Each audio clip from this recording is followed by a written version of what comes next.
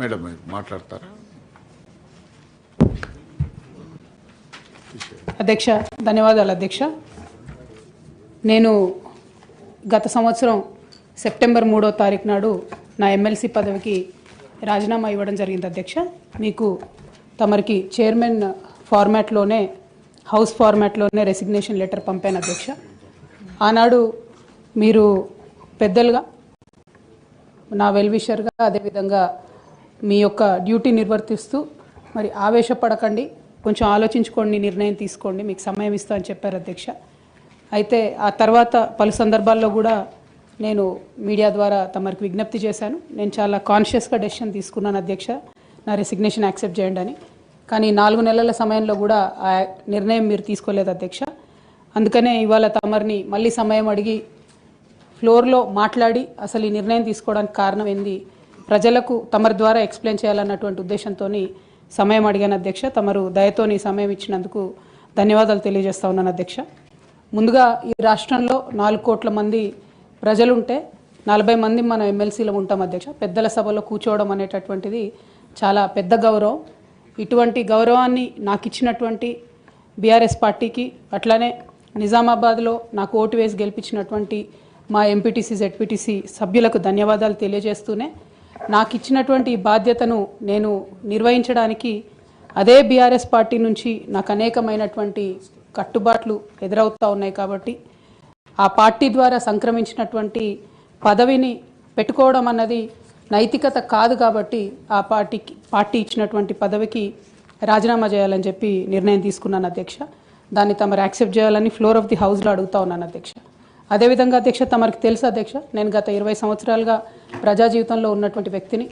తెలంగాణ ఉద్యమ సందర్భంలో అనేక మంది కేసీఆర్ గారి నాయకత్వం పట్ల, ప్రొఫెసర్ జయశంకర్ గారి నాయకత్వం పట్ల ఇన్స్పైర్ అయ్యి ఎంతోమంది ఉద్యమంలోకి వచ్చినటువంటి వ్యక్తుల్లో నేను ఒకదానిగా ఆనాడు 2006లో ఉద్యమంలోకి వచ్చాను అధ్యక్ష. 2006లో నేను ఉద్యమానికి వచ్చేటప్పటికే బీఆర్ఎస్ పార్టీ పొలిటికల్గా ఒక శక్తిగా ఎదిగింది అధ్యక్ష. ఆనాటికే యూనియన్ క్యాబినెట్ మినిస్టర్గా కేసీఆర్ గారు కూడా ఉన్నారు. అయినప్పటికీ నేను బీఆర్ఎస్ పార్టీలోకి రాకుండా ఇండిపెండెంట్గా తెలంగాణ జాగృతి అనేటటువంటి సంస్థను స్థాపించి, ఆ సంస్థ ద్వారా తెలంగాణ ఉద్యమంలో ఎక్కడైతే గ్యాప్ ఉందో ఆ గ్యాప్ని ఫుల్ఫిల్ చేయడానికి, ముఖ్యంగా మహిళా లోకాన్ని తెలంగాణ ఉద్యమంలోకి తీసుకురావడానికి, యువమిత్రుల్ని తెలంగాణ ఉద్యమంలోకి తీసుకురావడానికి అనేక కార్యక్రమాలు చేపట్టడం జరిగింది అధ్యక్ష. అందులో ప్రధానంగా ఏదైతే మన సంస్కృతి గురించి అనేకమైనటువంటి చిన్నచూపు చూసేటటువంటి పరిస్థితి ఉన్నటువంటి సందర్భంలో మన బతుకమ్మ మన గౌరవం అని చెప్పి బతుకమ్మ పండుగను ముందుకు తీసుకెళ్ళి నేను ఊరూరా తిరుగుతూ మరి బతుకమ్మ పండుగ మన ఆత్మగౌరవానికి ప్రతీక అని చాటి చెప్పేటటువంటి ప్రయత్నం చేశాను అధ్యక్ష. అదేవిధంగా మన చరిత్రకు సంబంధించి 3000 సంవత్సరాల తెలంగాణ చరిత్రను కూడా నేను ప్రత్యేకించి ఒక చారిత్రక బృందాన్ని కూడా పెట్టుకొని మరి పుస్తకాలను కూడా వెలువరించడం జరిగింది అధ్యక్ష. తెలంగాణలో ఉన్నటువంటి చారిత్రక కట్టడాలను పరిరక్షించడానికి, ఆ కట్టడాల చుట్టూ ఉన్నటువంటి చరిత్రను కూడా నేను నిక్షిప్తం చేయడానికి చేయని ప్రయత్నం అంటూ లేదు అధ్యక్ష. అట్లానే ప్రధాన స్రవంతి మీడియాలో, సినిమాల్లో మనకు జరుగుతున్నటువంటి అవమానం పట్ల ఆనాడు ఉమ్మడి రాష్ట్రంలో చాలా తీవ్రంగా కొట్లాడడం జరిగింది అధ్యక్ష. మన భాషను, మన యాసను ప్రొటెక్ట్ చేయడానికి నా వంతు ప్రయత్నం చేశాను అధ్యక్ష. అప్పటికే ఉమ్మడి రాష్ట్రంలో ఉన్నటువంటి పాఠ్య పుస్తకాల్లో కూడా మన తెలంగాణ మహనీయుల చరిత్ర లేకపోవడం, మన తెలంగాణ సాంస్కృతిక అంశాలు లేకపోవడం, మన తెలంగాణ భాష పట్ల వివక్ష ఉండడం పట్ల కూడా శ్రీకృష్ణ కమిటీకి ఆనాడు ఇచ్చినటువంటి రిపోర్ట్లో కూడా తెలంగాణ జాగృతి తరఫున మేము ఇవ్వడం జరిగింది అధ్యక్ష. శ్రీకృష్ణ కమిటీ ఇచ్చినటువంటి ఫైనల్ రిపోర్ట్లో కూడా ఆ వాస్తవాలని వాళ్ళంతా ఉటంకించడం జరిగింది అధ్యక్ష. ఇవన్నీ కూడా మరి తెలంగాణ ప్రజలు కూడా మర్చిపోరు అధ్యక్ష. ఇవన్నీ చేస్తూ వచ్చినాం. 8 సంవత్సరాలు ఒక ఇండిపెండెంట్ సంస్థగా మేము ఉన్నాం అధ్యక్ష. అదేవిధంగా సాంస్కృతిక పరమైన అంశాలే కాకుండా బాలికల విద్య పట్ల, ఆదివాసీల హక్కుల పట్ల, మన ప్రాంతంలో ఉన్నటువంటి పరిశ్రమల్లో మన ప్రాంత ఉద్యోగులకే, మన ప్రాంత యువకులకే ఉద్యోగాలు దక్కాలనేటటువంటి అంశాల పట్ల కూడా ఆనాడు మేము పోరాటం చేయడం జరిగింది అధ్యక్ష. 2004లో నేను వాస్తవానికి అప్పటికే అమెరికాలో ఉద్యోగాలు చేస్తూ ఉన్నాం అధ్యక్ష.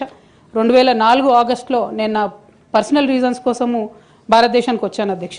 కానీ ఆ తర్వాత 2006లో ఎప్పుడైతే కేసీఆర్ గారు యూనియన్ మినిస్టర్ పదవికి రిజిగ్నేషన్ చేశారో అనేక మంది యువకులు తమ ఉద్యోగాలను వదులుకొని ఉద్యమంలోకి వచ్చారు అధ్యక్ష. వారితో పాటే నేను కూడా ఉద్యమంలోకి వచ్చాను అధ్యక్ష. వేలాది మందిని వారు ఇన్స్పైర్ చేసినట్టే నన్ను కూడా ఇన్స్పైర్ చేశారు అధ్యక్ష. అయితే మీ అందరికీ తెలుసు అధ్యక్ష, ఉద్యమంలో మనందరం కూడా కష్టపడ్డాం, పార్టీలకు అతీతంగా కష్టపడ్డాం, అనేక సందర్భాలు జరిగినాయి. చాలా సక్సెస్ఫుల్గా మన అంశాలని మనం ప్రజలకు చెప్పగలిగినాం, భావజాల వ్యాప్తి చేయగలిగినాం. అయితే అధ్యక్ష 2013-14లో తెలంగాణ ఉద్యమాన్ని మలుపు తిప్పేటటువంటి కీలక ఘట్టాలు జరిగినాయి అధ్యక్ష. 2013లో ఆనాడు కాంగ్రెస్ పార్టీలో ఉన్నటువంటి కొంతమంది నాయకులు మరి కేసీఆర్ గారిని మీరు ఢిల్లీకి రండి, సోనియా గాంధీ గారు నిర్ణయం తీసుకున్నారు తెలంగాణ ఇస్తారని చెప్పి పిలిపిస్తే మేము కుటుంబ సమేతంగా 2013లో ఢిల్లీకి వెళ్ళడం జరిగింది అధ్యక్ష. కానీ వెళ్ళిన తర్వాత 2 నెలలు కూడా దాదాపుగా కనీసం కాంగ్రెస్ పార్టీలో పెద్ద నాయకులు కానీ చిన్న నాయకులు కానీ ఎవరు పలకరించిన పాపన పోలేదు అధ్యక్ష. ఆనాడు ఈ ఘట్టం నేను ఈ హౌస్లో రికార్డు కావాలని చెప్తా ఉన్నా అధ్యక్ష.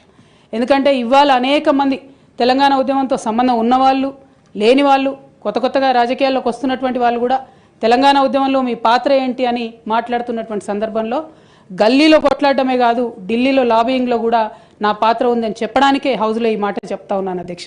అయితే 2013 అధ్యక్ష జూలై ఆగస్ట్ టైంలో మరి అక్కడే ఉన్నాము, ఎక్కడ కూడా కదలిక లేదు.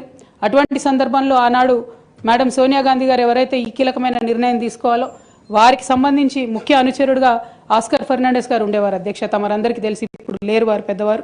అయితే వారితో నాకున్నటువంటి సొంత పరిచయాలతోని వారికి కేసీఆర్ గారికి సపరేట్గా నేను ఒక మీటింగ్ పెట్టించడం జరిగింది అధ్యక్ష. ఇదంతా in the interest of the state formation అధ్యక్ష.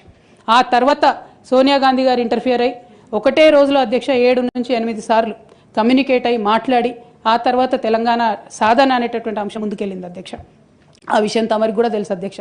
2013 ఆగస్టు సెప్టెంబర్ నుంచి మొదలు పెడితే 2014లో తెలంగాణ బిల్లు పాస్ అయ్యేంత వరకు కూడా మనందరం కూడా నిప్పుల కుంపటి మీద కూర్చున్నాం అధ్యక్ష. ఏ క్షణంలో ఏ ఆంధ్ర లాబీయిస్టులు వచ్చి ఇది చెడగొడతారో, ఏ క్షణంలో తెలంగాణ రాకుండా పోతుందో అని అందరం కూడా ఏమంటారు దీపపు చుట్టూ చేయబెట్టిన కాపాడుకున్నట్టు మనందరం కూడా ప్రయత్నం చేసినాం అధ్యక్ష. అందులో నా పాత్ర కూడా కొంత ఉంది అని చెప్పడానికే ఈ విషయాన్ని నేను చెప్తా ఉన్నాను అధ్యక్ష. ఆ తదనంతర పరిణామాల్లో 2 సభల్లో కూడా మరి తెలంగాణ బిల్లు పాస్ అయింది. తర్వాత టీఆర్ఎస్, అప్పుడు టీఆర్ఎస్ ఉన్నటువంటిది కాంగ్రెస్లో మర్జ్ అవ్వాలనేటటువంటి ఒక పొలిటికల్ డెసిషన్ జరుగుతున్న సందర్భం అధ్యక్ష. అయితే మర్జ్ అవ్వలేదు అధ్యక్ష. అప్పుడు మర్జ్ అవ్వకపోతే ఏమైంది, ఇండిపెండెంట్గా టీఆర్ఎస్ ఇక్కడ పోటీ చేయాల్సిన పరిస్థితి వచ్చింది. వాస్తవానికి అధ్యక్ష ఏ మహిళ అయినా కూడా ఒక కెరీర్ ఎంచుకునే ముందు, ఒక ఉద్యోగం చేసే ముందు తన కుటుంబం ఏంటి, కుటుంబ పరిస్థితి ఏంటి, రేపు పొద్దున్న నేను ఉద్యోగం చేస్తే నా పిల్లలకు సమయం ఇవ్వగలుగుతానా, కుటుంబ వ్యవహారాలకు సమయం ఇవ్వగలుగుతానా అని ఆలోచించుకుంటారు అధ్యక్ష. నేను కూడా ఉద్యమంలోకి వచ్చే ముందు 3 నుంచి 4 నెలలు చాలా సుదీర్ఘంగా ఆలోచించి నా జీవిత భాగస్వామితో చర్చించిన తర్వాతనే నేను ఉద్యమంలోకి రావడం జరిగింది అధ్యక్ష. అయితే ఈ విషయం ఇప్పుడు ఎందుకు చెప్పాల్సి వస్తుందంటే అధ్యక్ష, నేను ఎప్పుడైనా కూడా మన తెలంగాణ నుంచి ఒక ఇంటర్నేషనల్ స్థాయి ఎన్జిఓ నడపాలనుకున్నాను అధ్యక్ష. నేను పాలిటిక్స్లోకి వస్తానని అనుకోలేదు. కాకపోతే 2013-14లో ఎప్పుడైతే ఈ పరిణామాలు జరిగినాయో, టీఆర్ఎస్ పార్టీ ఒంటరిగా పోటీ చేయాల్సి వచ్చిందో అధ్యక్ష, ఆనాడు నాకు పార్టీ నుంచి వచ్చినటువంటి రిక్వెస్ట్ ఏంటంటే, నువ్వు నిజామాబాద్లో చేసినటువంటి పనికి నిన్ను నిజామాబాద్లో